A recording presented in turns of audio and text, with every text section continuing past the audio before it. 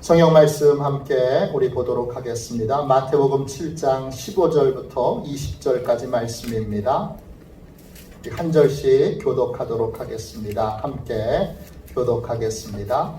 거짓 선지자들을 삼가라. 양의 옷을 입고 너희에게 나아오나 속에는 노략하는 일이라. 그들을 안쓰니 같이 한 나무에서 포도를 또는 언덕 위에서 무화과를 따르느냐. 이와 같이 좋은 나무마다 아름다운 열매를 맺고 못된 나무가 나쁜 열매를 맺나니 좋은 나무가 나쁜 열매를 맺을 수 없고 못된 나무가 아름다운 열매를 맺을 수 없느니라. 아름다운 열매를 맺지 아니하는 나무마다 찍혀 불에 던져지느니라. 이러므로 그들의 열매로 그들을 아느니라. 아멘. 할렐루야. 아멘. 오늘은 늘 확인하고 늘 점검하고 확인하라. 늘 점검하고 확인하라. 이런 제목으로 함께 은혜를 받겠습니다. 할렐루야. 아멘. 우리는 지금 코로나 시대를 살고 있습니다. 코로나19로 우리 사회 전반에 감춰져 있던 문제점들이 이 바이러스를 통하여 드러나고 있습니다.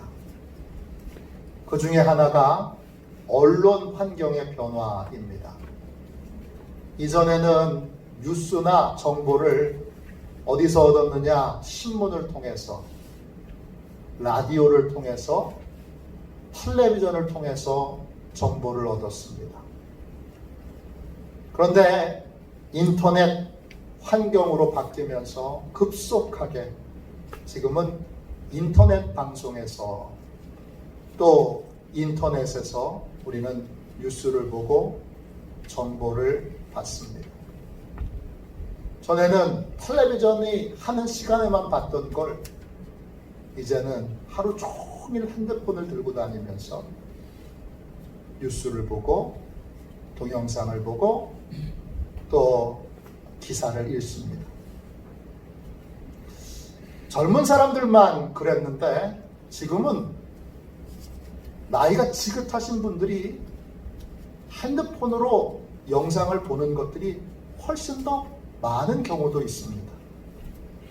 아내가 김포에서 강화로 오는 버스를 딱 탔는데 나이가 지긋하신 여자분이 옆자리에 있는 친구에게 이렇게 말합니다.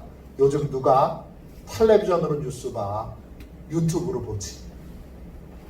그랬다는 거예요.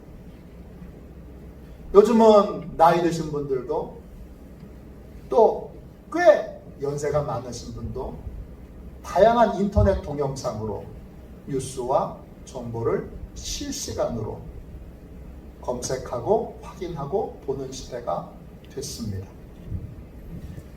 지금은 텔레비전 시간을 기다렸다가 뉴스를 보고 라디오 뉴스 시간을 기다렸다가 뉴스를 듣는 것이 아니라 원하는 뉴스나 정보를 얼마든지 실시간으로 내가 원하는 때에 아무 장소에서나 핸드폰으로 볼 수 있는 그런 시대가 됐습니다. 이런 경향은 앞으로도 계속 되어질 것입니다. 그런데 이런 경향이 심해지면 심해질수록 편리함만 있는 게 아닙니다. 우리가 예상치 못했던 아주 심각한 문제점들도 많이 나타나게 됩니다. 미래학자 제이슨 생커가 쓴 코로나 이후의 세계, 이 책에서 이 부분을 잘 다루고 있는데 제가 이 부분을 읽고 나서 이걸 내가 지금까지 어떻게 설명해야 되는지 몰랐던 건데 이 책에서 이렇게 잘 설명해 놓고 있네? 그러면서 무릎을 탁 쳤던 내용이 있어요. 생커가 이렇게 말해요. 동영상은 여러분 그 영상이 다 어떻게 나오냐 하면 개인 맞춤형으로 나와요. 내가 어느 부분에 클릭을 많이 하는지를 알아서 인터넷 안에 있는 인공지능 빅데이터가 제일 많이 내가 검색하는 것에 따라서 거기에 나한테 맞는 내 성향에 맞는, 내 생각에 맞는 그러한 영상들을 계속 이렇게 보여주면서, 그러면서 어떤 부작용이 오느냐, 개인 맞춤형 동영상들을 계속 보면서 내 생각, 내가 선호하는 것, 내가 믿는 것이 진실이라고 하는 확신을 강화시킨다는 거예요. 이걸 제이슨 생커가 아주 정확하게 집어냈어요. 여러분, 인터넷 동영상을 보면 이 뉴스 기사에 중요한 특징이 있어요. 뭐냐? 개인 맞춤형 선별로 영상과 기사가 계속 우리에게 제공된다는 거예요. 그걸 우리가 여러분 프린트물에도 나와 있는데, 그런 것을 우리가 알고리즘이라고 해요. 이 알고리즘이 뭔가 그랬더니, 이게 수학을 이렇게 산수 같은 걸 풀면 문제풀이 과정이 있잖아요. 문제풀이 과정을 가리켜서 하는 말이 알고리즘이에요. 근데 이게 인터넷 환경이 되면서 조금 다른 의미로 사용되게 됐어요. 어떤 의미냐 하면, 인공지능의 일종인, 인공지능하고 좀 다른 부분도 있지만 거의 인공지능하고 같아요. 빅데이터가 우리에게 맞춤형 선별된, 우리에게 꼭 맞는 정보를 선별해서 제공해 주는 것을 우리가 알고리즘이라고 불러요. 쉽게 말해서는 내가 궁금해하는 문제가 있잖아요. 그 궁금해하는 문제를 빅데이터가 잘 풀 수 있도록 그렇게 여러 자료들을 선별적으로 제공해 준다는 거예요. 그래서 여러분, 영상을 보면, 유튜브 같은 영상을 보면 어떤 걸 제가 하나 딱 보잖아요. 그럼 그 옆에 똑같은 성향의 동영상이 떠요. 제가 설교 영상을 딱 보고 있으면 새로운 설교 영상도 몇 개를 집어넣은 상태에서 기존에 제가 많이 검색했던 설교 영상이 옆에 떠요. 제가 부평감리교회 목사님, 새로 오신 목사님의 제 멘토예요. 그래서 가끔 부평감리교회 목사님 설교 듣고 싶어가지고 들어가 설교를 들으면, 그러면 다른 교회 목사님 설교가 나오고, 또 가끔은 새로운 목사님의 설교도 몇 개 또 집어넣어서 이렇게 옆에 쫙 떠요. 그게 뭐냐? 그게 알고리즘이에요. 이 알고리즘에서 바로 내가 검색한 것과 관련되어 있는 정보를 내 옆에다가, 내 밑에다가 이렇게 차곡차곡 정리해서 보여주는 것을 또 뭐라 그러느냐? 그거를 큐레이션이라고 그래요. 이 큐레이션은 원래 뭐냐 하면, 미술관에 가면 이 미술 작품을 설명해 주는 사람 우리가 큐레이터라고 그러잖아요. 어떤 미술관에서 기획 전시를 할 때 어떤 작품을 이번 기획에 쓸 것인가, 이걸 뽑고, 그리고 어떻게 배열을 해서 전시할 것인가, 그것을 다 순서를 짜는 걸, 뽑아서 순서를 짜는 거를, 그걸 큐레이션이라고 해요.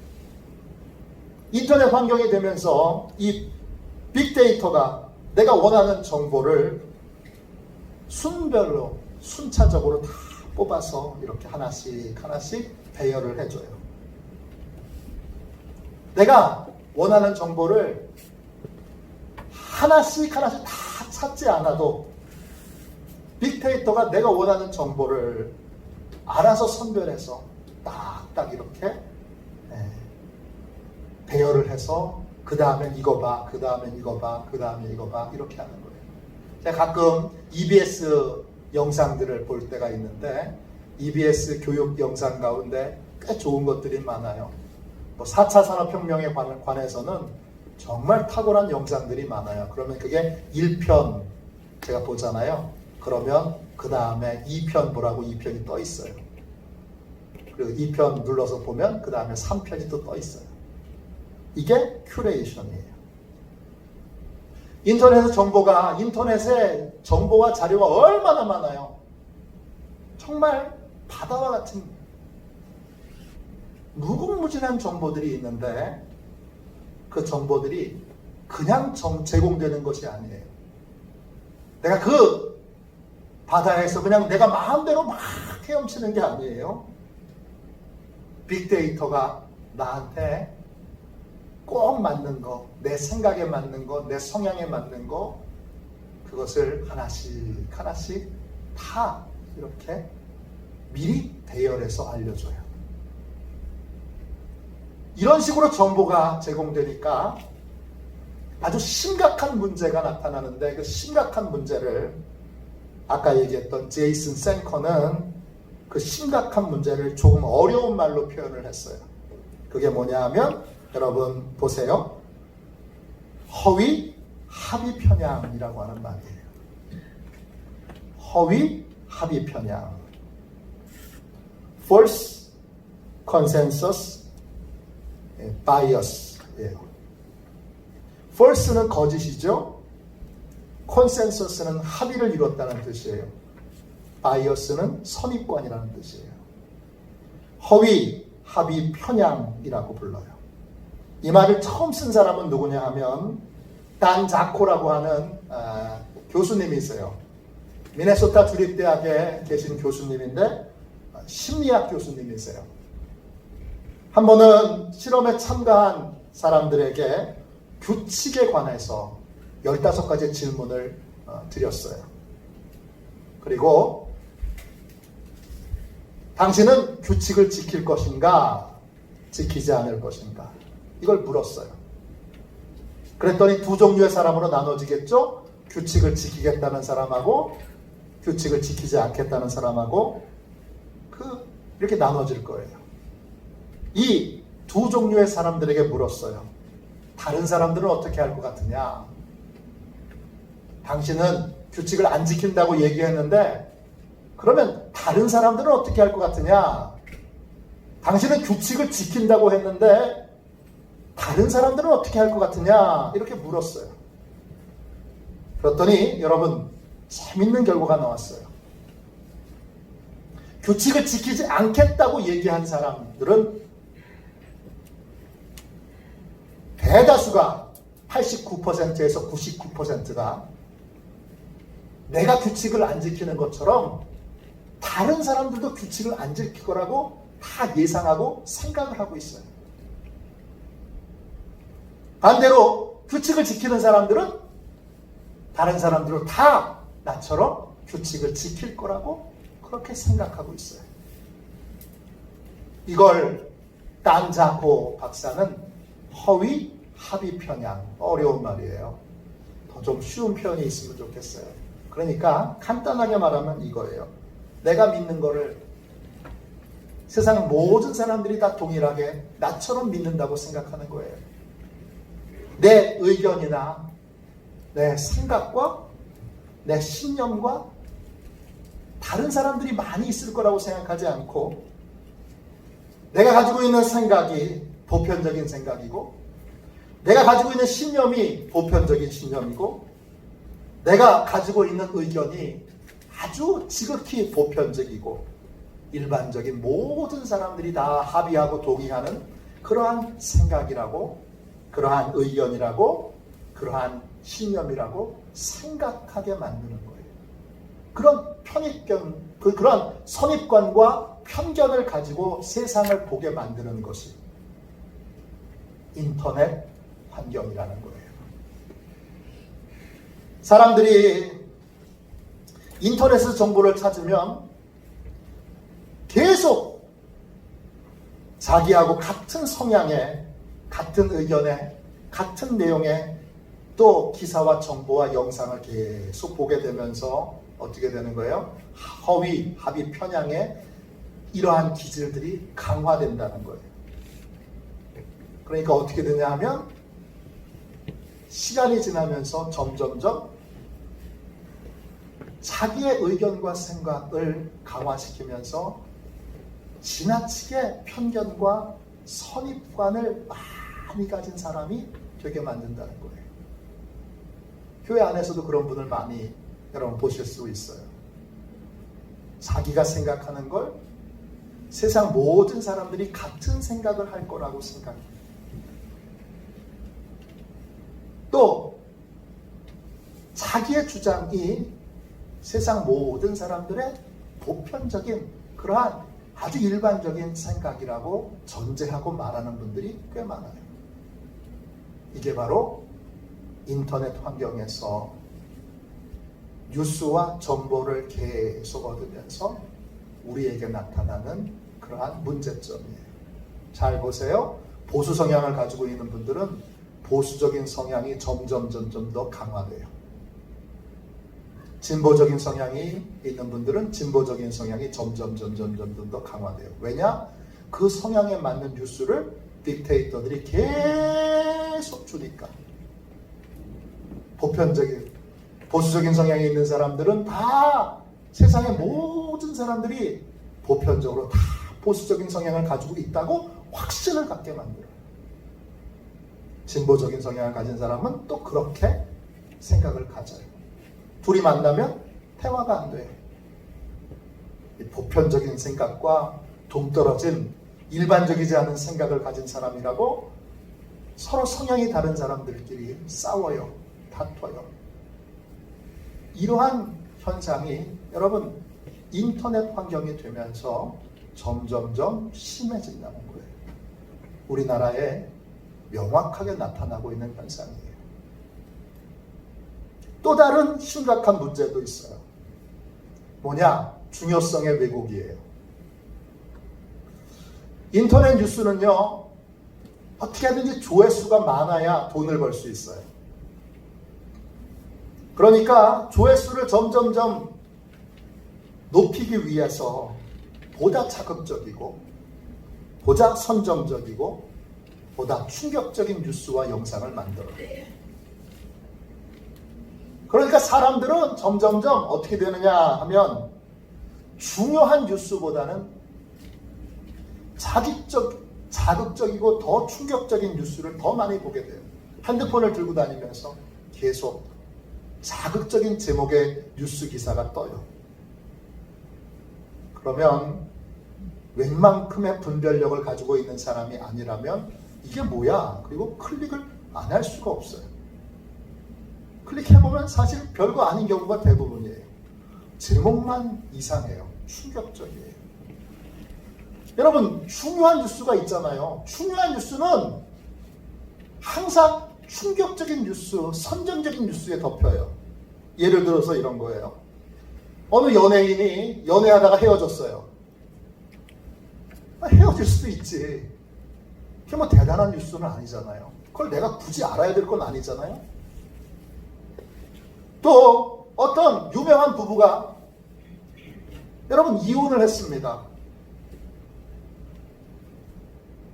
아니 그 두 분이 이혼한 건 안타깝지만 두 분이 사시다가 이혼한 게 아주 엄청난 뉴스는 아니잖아요.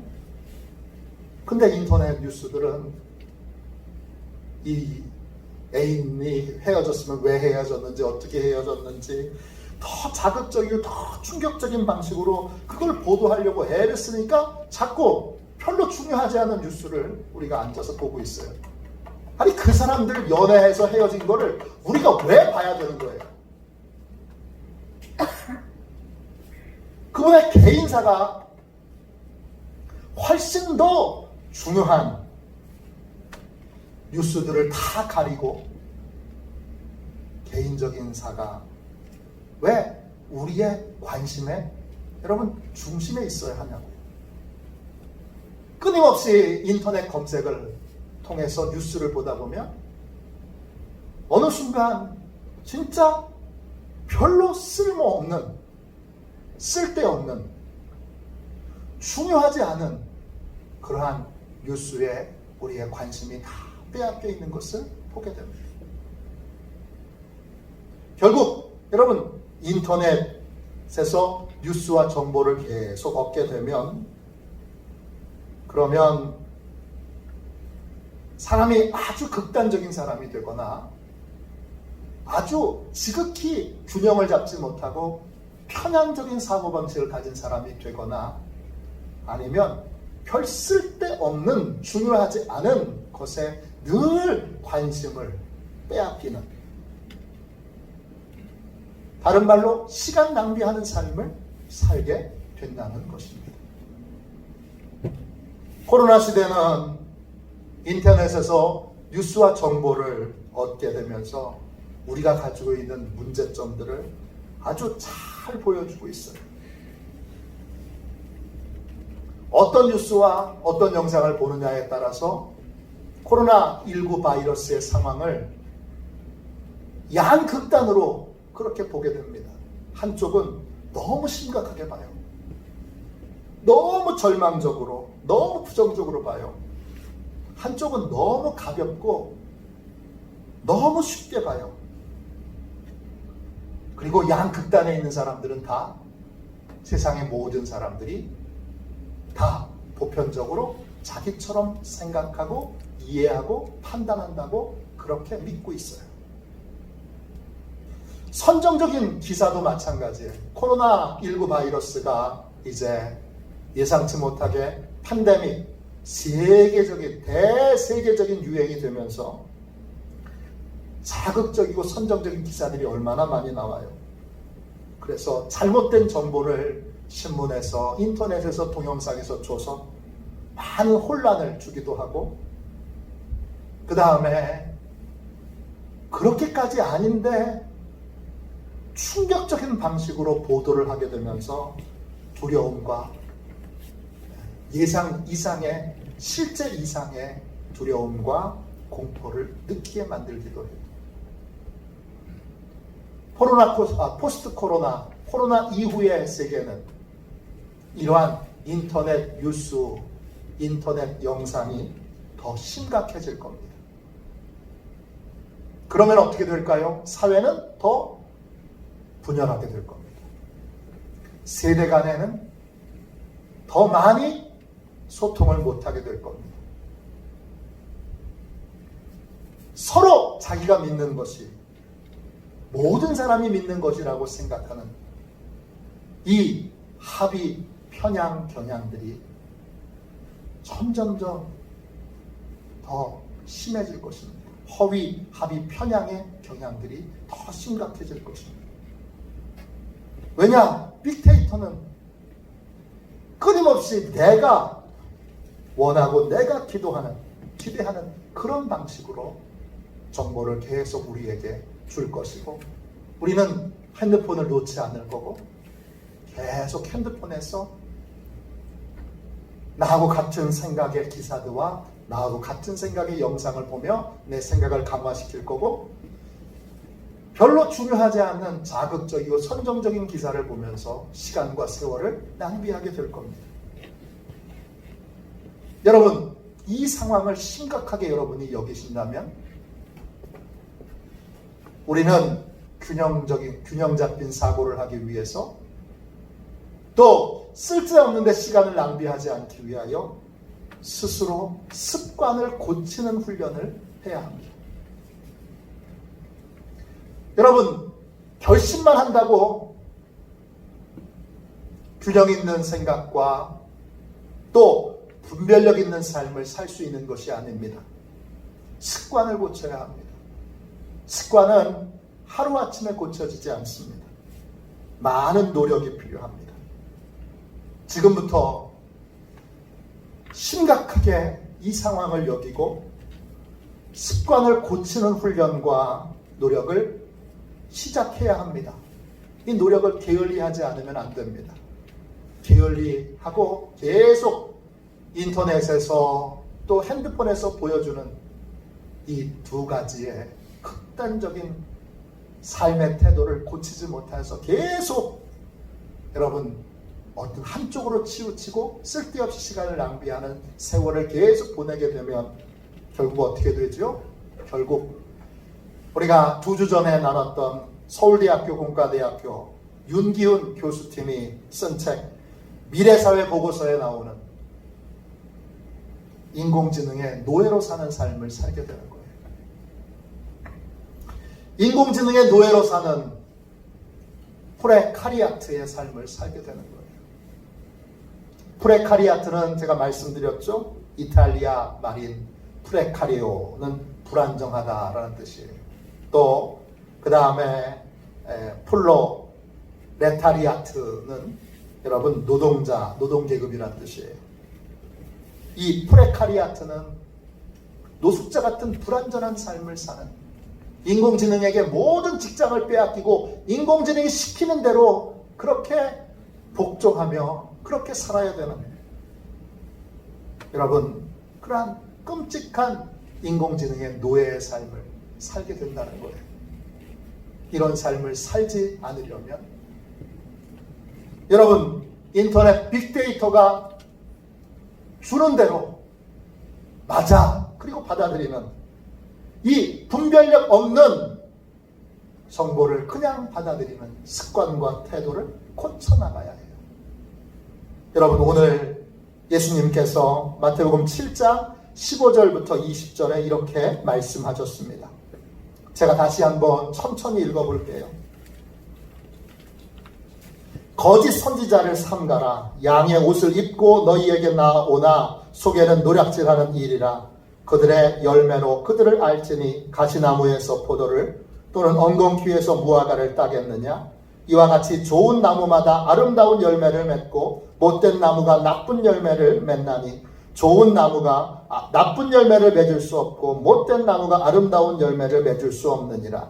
아름다운 열매를 맺지 아니하는 나무마다 찍혀 불에 던져지느니라. 이러므로 그들의 열매로 그들을 알리라. 그랬어요. 15절 앞에 보세요.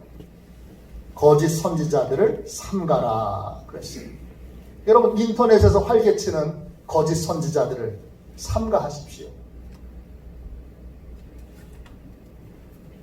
온갖 확인되지 않은 정보를 남발하고 자기 생각을 진리인 것처럼 떠들어대는 수많은 사람들을 여러분 삼가하십시오.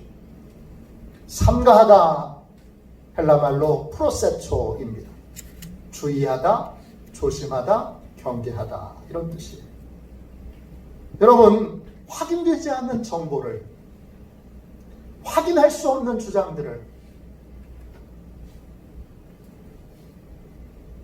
철저히 자신의 이익과 또 자신의 욕망을 분출하기 위하여 하는 수많은 주장들을 진리처럼 또 올바른 것처럼 그렇게 떠들어대는 정말 유해한 무의미한 주장들이 인터넷에 너무 많습니다.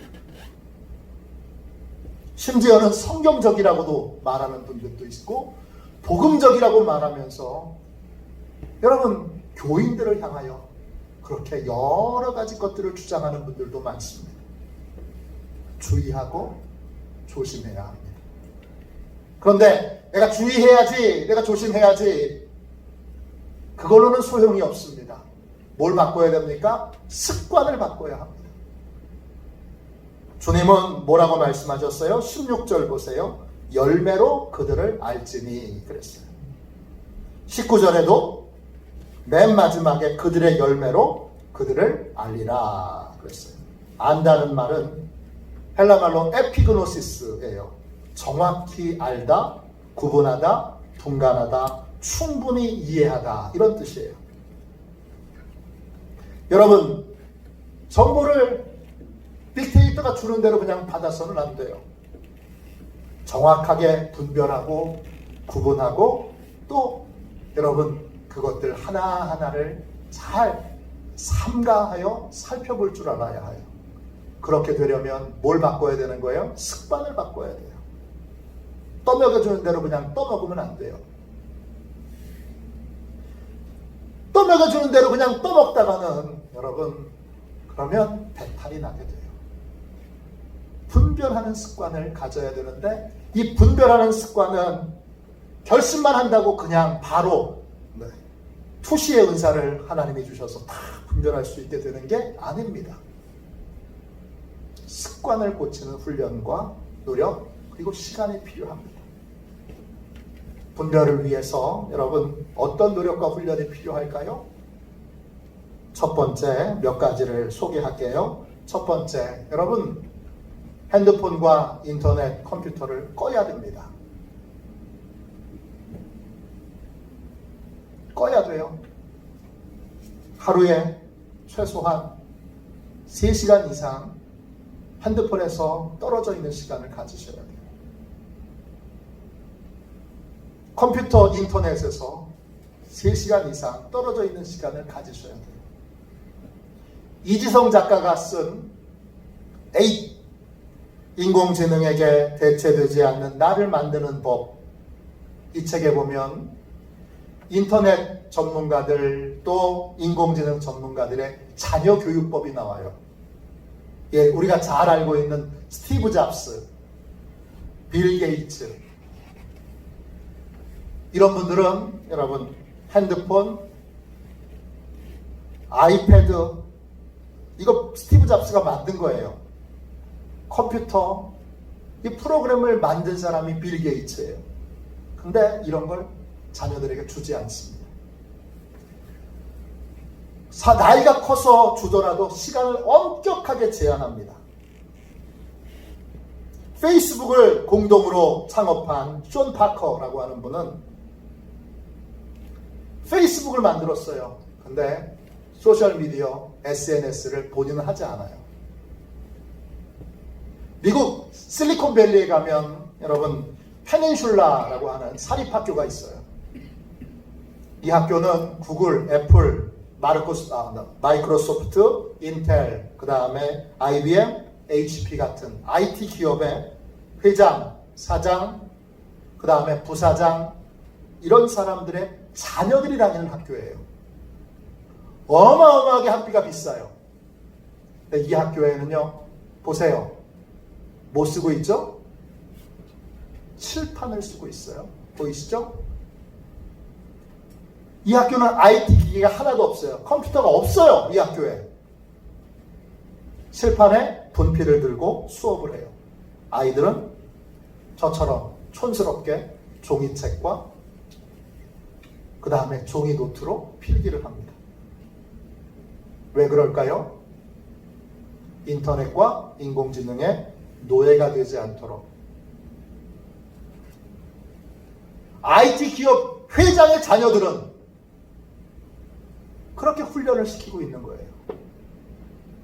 지금 목사님이 되신 시인과촌장의 하덕규 목사님이시죠, 지금은. 이분이 하나님께로 돌아와서 3집 앨범을 냈어요. 시인과촌장 3집 앨범은 정말 명반이에요. 제가 제일 좋아하는 앨범 중에 하나예요. 그 앨범에 숲이라고 하는 노래가 있어요. 가사가 이래요. 저 숲에서 나오니 숲이 보이네. 푸르고 푸르던 숲, 내 어린 날에 고인 눈물. 저 숲에서 나오니 숲이 느껴지네. 외롭고 외롭던 숲, 내 어린 날의 숲.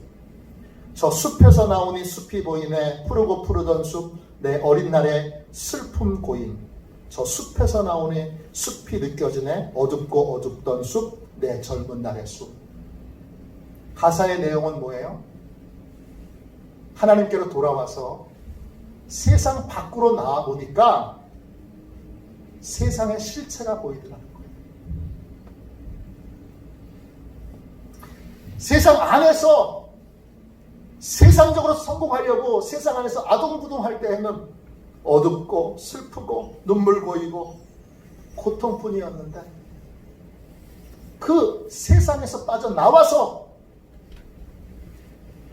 하나님께로 돌아와서 하나님의 눈으로 세상을 보니까 이제 비로소 세상이 전체적으로 보이더라는 거예요.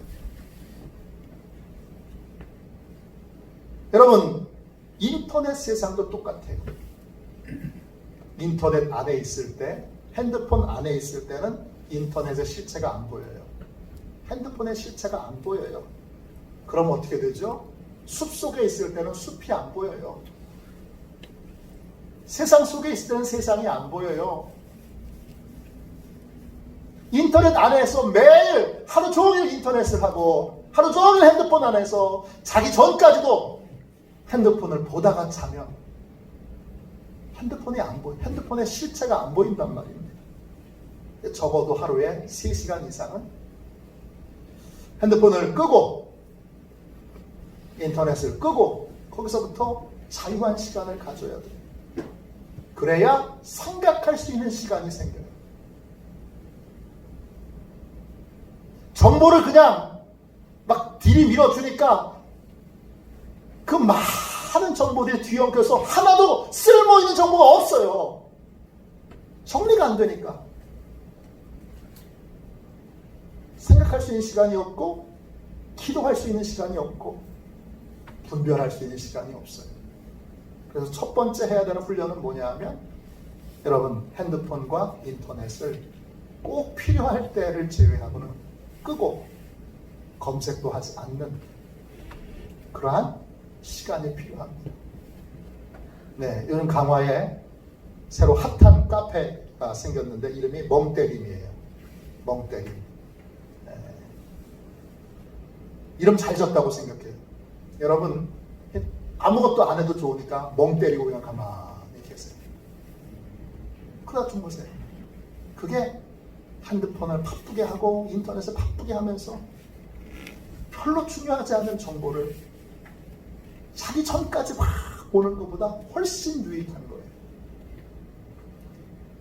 첫 번째 버려야 되는 중요한 습관은 여러분 핸드폰을 끝까지 곁에 두는 거,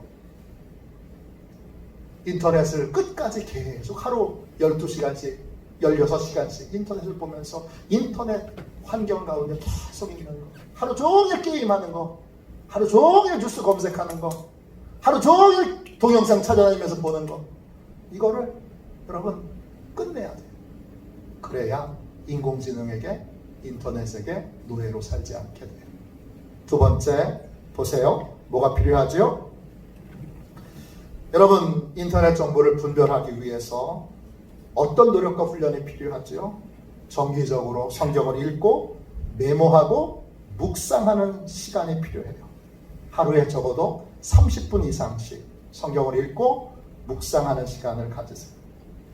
이때 성경은요, 핸드폰 성경 아닙니다. 종이 성경을 쓰세요. 그리고 어떤 분은 필사 하시는데 필사도 너무 좋아요. 내년도에는 전교인이 함께 우리 성경 필사하는 그러한 1년 동안에 좀 시간을 가져봐도 좋을 것 같아요. 좀 기도하고 있어요. 필사하는 거 너무 좋아요. 근데 어떤 분은 컴퓨터 켜놓고 인터넷으로 필사하시는 분인데 그거 말고 이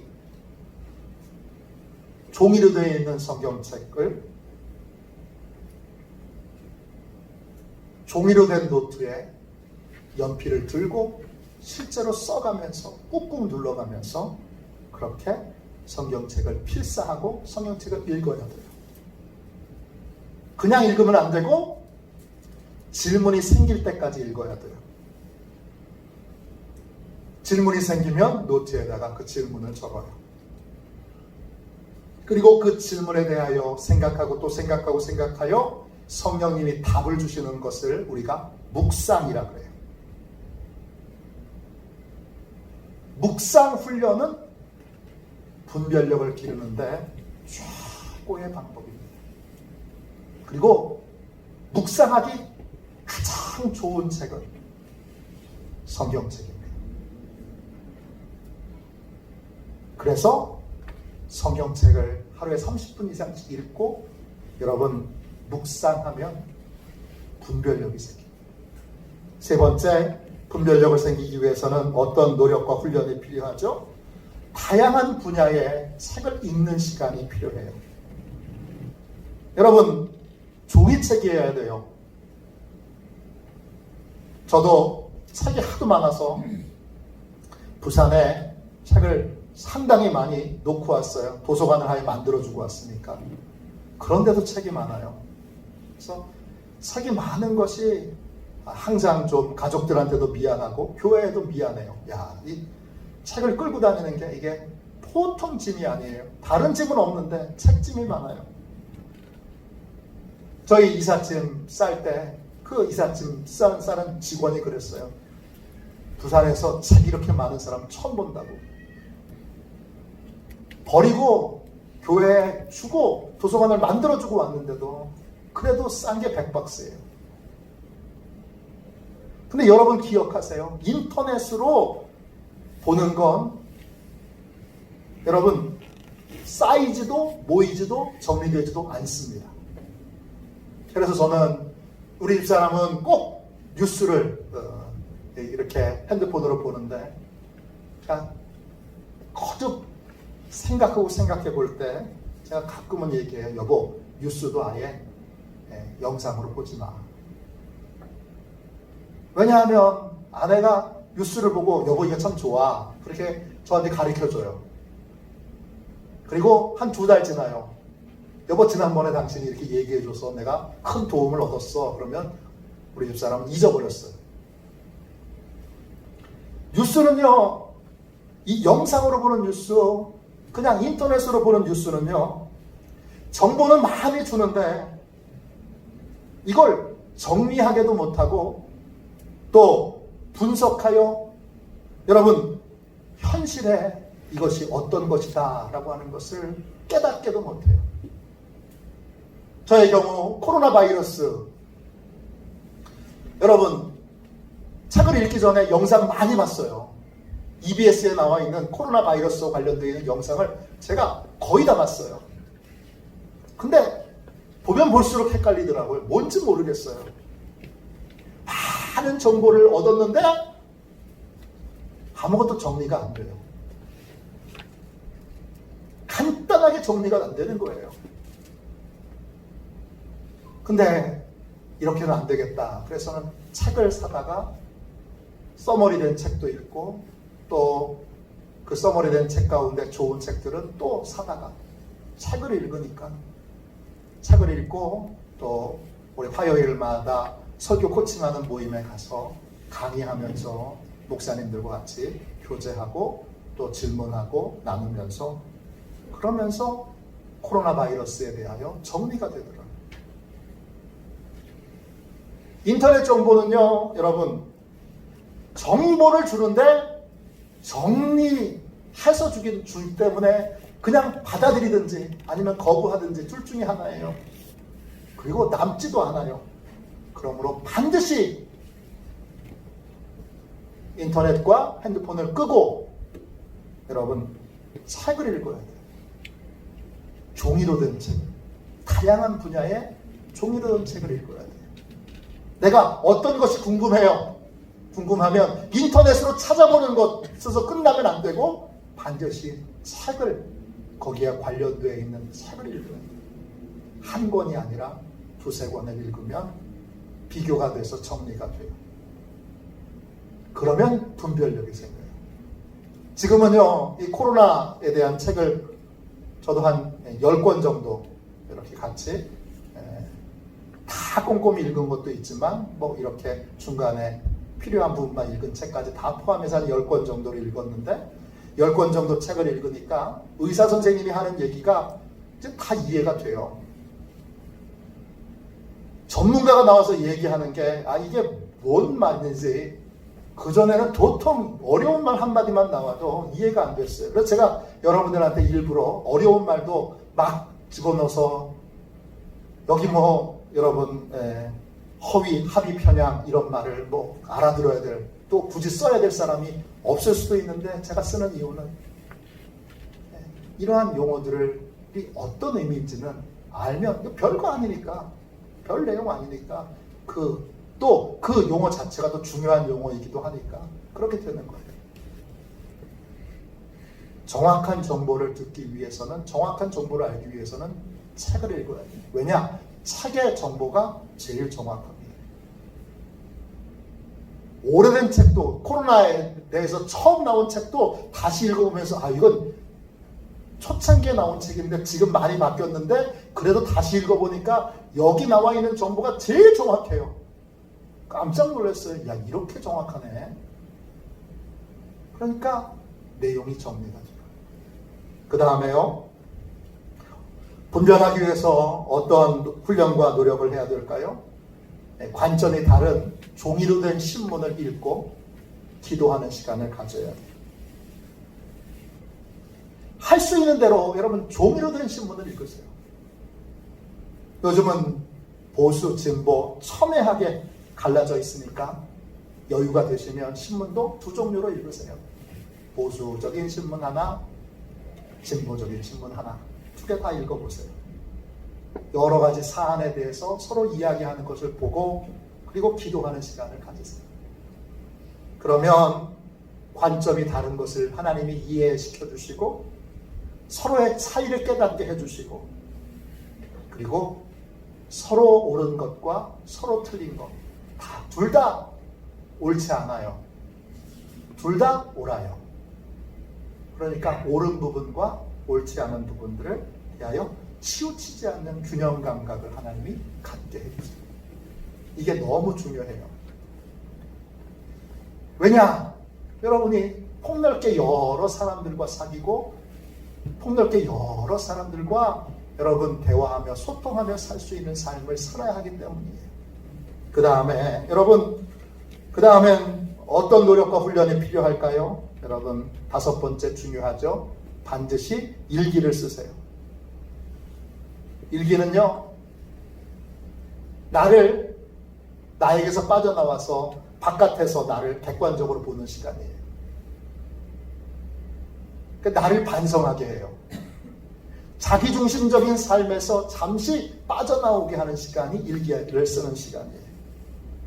그러면 내가 어떤지 보여요. 내 실수도 보이고 내 문제도 보이고 그리고 그렇게 되면서 나의 생각, 나의 관점에 치우치지 않게 돼요. 그리고 하루하루를 정리하게 되면 생각이나 관점이 엉키지 않게 돼요. 일기 쓰는 것이 참 중요해요. 웨슬리 목사님은 일기를 잘 쓰셨어요. 최근에 웨슬리 목사님의 일기가 여러분 전편이 다 번역이 됐어요. 네. 가격이 얼마인 줄 아세요? 할인 특가 20만 원이에요. 일기를 얼마나 많이 쓰셨는지. 전에 나온 건 한 권이었는데 이번에 완역본이 나왔어요. 20만 원이에요. 네, 그래서 지금 싸지기를 기다리고 있어요. 너무 비싸서 못 살 것 같고 싸지기를 기다리고 있어요. 그렇게 일기를 꼼꼼히 쓰셨어요. 웨슬리 목사님만 그렇게 쓰셨나요? 아니에요. 일기에 대해서 우리 감리교 목사님 중에 잘 발견하여 교인들과 함께 일기 쓰는 훈련을 하시는 훌륭한 목사님이 계시죠. 유기성 목사님의 영성 일기 쓰는 것도 결국 일기예요. 하루하루 기록하면 나에게서 빠져나오는 시간, 나를 바깥에서 보는 시간이 보이니까 여기에서 중요한 균형 감각을 잡을 수 있게 돼요. 그 다음에 여러분 분별하기 위해서 어떤 노력과 훈련이 필요하죠? 6번째는 하나님이 미래 일들을 알려주시고 준비하게 하신다라는 것을 믿고 하나님을 신뢰해야 돼요. 하나님은 앞으로 속히 될 일들을 하나님의 종들에게 분명히 알려주세요. 요셉에게 알려주셨잖아요. 다니엘에게 알려주셨잖아요. 엘리야에게도 알려주셨어요. 사도 요한에게도 알려주셨어요. 우리는 하나님이 역사의 주관자이심을 믿어요. 그러니까 하나님을 신뢰하고 어떻게 해야 돼요? 미래를 알기 위해 인터넷을 막 찾아다니지 말고 그리고 종이로 된 책을 읽으면서 또 성경을 묵상하면서 뭐 해야 돼요? 더 많은 시간을 하나님과 보내야 돼요. 더 많이 기도하고 더 많이 예배하고 더 많이 하나님께 묻고 잠잠히 하나님의 대답을 기다리고 성경 말씀으로 알려주실 수 있으니까 정기적으로 성경을 읽으면서 묵상하면서 그 안에서 하나님의 음성을 들을 수 있어야 돼요. 7번째, 분별하기 위해 어떤 노력과 훈련이 필요하지요? 마지막으로는요, 다양한 관점의 사람들과 즐겁게 만나고 또 즐겁게 대화를 나눠야 합니다. 나하고 생각이 다른 사람을 일부러 만나야 돼요. 나하고 다른 관점을 가지고 있는 사람들을 일부러 만나야 돼요. 그래서 그분들에게서 배울 점과 좋은 점을 찾아내야 돼요. 이렇게 다양한 사람들을 만날 수 있는 좋은 공간이 있어요. 어디죠? 교회예요. 제일 안전한 공간이에요. 사람 만나려고 어딜 다녀다가 사기꾼 만날 수도 있고 여러분 이상한 사람 만날 수도 있어요. 근데 교회 안에서 여러분 우리는 다양한 관점의 사람들을 만나서 깊은 대화를 나눌 수 있어요. 성경 공부를 통해서도, 속회 예배를 통해서도, 선교의 모임을 통해서도 여러 다양한 의견들을 들을 수 있는 시간을 가져요. 또 전도를 위해서 여러분 믿지 않는 사람들을 만날 때도, 선교를 가서 선교지에서 여러 다른 문화 환경 속에서 여러 사람들을 만나면서 우리는 다양한 사람들을 만날 수 있게 돼요. 이런 기회를 갖게 되면 폭이 넓어지고 균형을 더 선명하게 가질 수 있게 됩니다. 코로나 시대, 제가 말씀드린 것처럼 인터넷으로 계속 정보를 얻게 되면서 허위, 합의 편향이 점점 더 심각해지는 시대를 맞고 있어요. 앞으로 더 심각해질 거예요. 포스트 코로나 시대는 이게 더 심각해질 텐데, 이때 분별 있고 또 균형 있는 삶이 필요해요. 이것을 위해서 습관을 고쳐야 돼요. 인터넷을 끄는 습관, 핸드폰을 끄는 습관, 그리고 종이로 된 성경을 읽고 묵상하는 습관이 필요해요. 다양한 책과 신문을 읽고 기도하는 습관이 필요해요. 매일 일기를 쓰고 매일 하나님과 깊은 대화를 나누는 습관이 필요해요. 또 교회에서, 또 전도와 선교의 현장에서 다양한 사람들을 만나고 다양한 이야기를 듣고 또 다양한 대화를 나누는 것을 즐기는 그런 습관이 필요해요. 여러분, 우리나라는요 점점점 책을 안 읽어요. 잘 보세요. 책을 진짜 안 읽어요. 성경책도 안 읽고 일반 서적도 안 읽어요. 책을 안 읽으니까 여러분, 그리고 다 인터넷으로 핸드폰만 보고 있으니까 보세요. 다 쏠림 현상이 얼마나 심해요. 어디 맛집이 떴다 그러면 그 집은 불티가 나요. 어디 뭐가 좋다 그러면 또 거기 막 사람들이 몰려요.